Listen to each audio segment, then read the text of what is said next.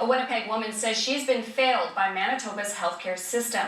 She spent months waiting for a life-altering heart procedure, only to end up in an emergency room where she waited for 11 hours before she eventually had a stroke. Kristen Annabelle has more. Cheryl Galarski has spent her life in and out of hospitals. She was born with a heart defect and an irregular heartbeat, and was diagnosed with an atrial flutter almost 2 decades ago. It means a lot of paperwork, a lot of pills, and a lot of trips to the hospital. Often, her heart would speed up to dangerous and uncomfortable rates. In my case, mine was just very close to 300 beats a minute. So, you know, I mean, it affects your life quite harshly. It's quite dangerous.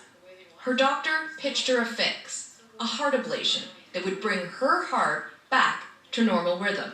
It would stop her from having to go to the ER to get cardioverted when her heart started beating too fast. And I said, great, let's do it.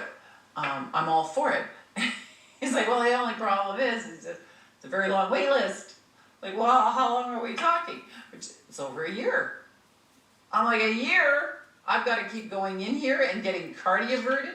It was during one of those trips at St. Boniface Hospital where she had to wait 11 hours.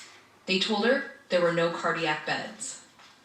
I felt horrible. My heart was racing. I was exhausted.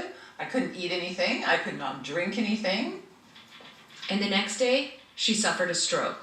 Doctors told her because she had a stroke, she couldn't get the procedure. I was furious. I was mad. I really was. I was fed up. I was tired. I mean, I've been going through this for 1.5 years at the time already. Like, it was just one thing after another. Officials at St. Boniface's Cardiac Sciences program couldn't comment on the specifics of Galarski's case, but admitted the wait times are too long and they are looking to take action. The lab that does these procedures is only open 3 days a week, and they can only perform about 4 procedures a day.